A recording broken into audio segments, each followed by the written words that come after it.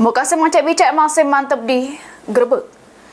Gara-gara salah paham dengan omongan, Marwan laju kena aniaya oleh kawannya sesama parkir inisial AN sampai ngalami luka di dada sama di kaki. Atas kejadian tersebut, korban datangi SPKT Polrestabes Palembang beki laporan polisi.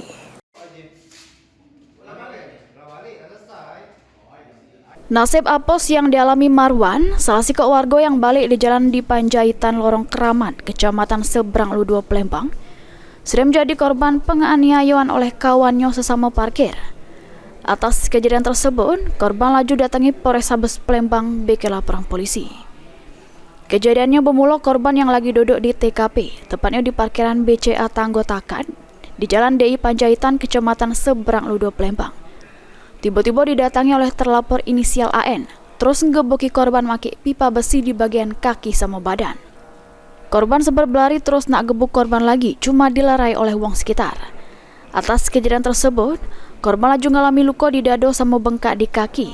Ditambah ke korban, kejadian antara dirinya sama terlapor merupakan kesalahpaham terkait lahan parkir yang dirinya jago sama terlapor. Kita digebuk om juga.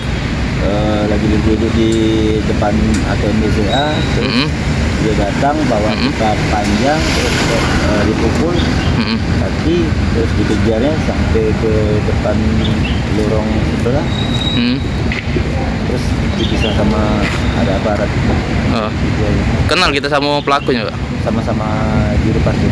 Oh, juru parkir. Parkir di mana itu? Itu daerah mana? Di jalan Lorong Keramat Pelaju. Lorong Keramat Pelaju, Ada masalah apa sebenarnya, Pak? Jujurnya saya ini ngasut untuk Ibu RT ngambil lagi lahan parkir. Selama ini kan punya Ibu RT, terus diambil sama dia, terus tak pernah diurusnya lagi masalah isu apa-apa. Jadi kan pungli itu.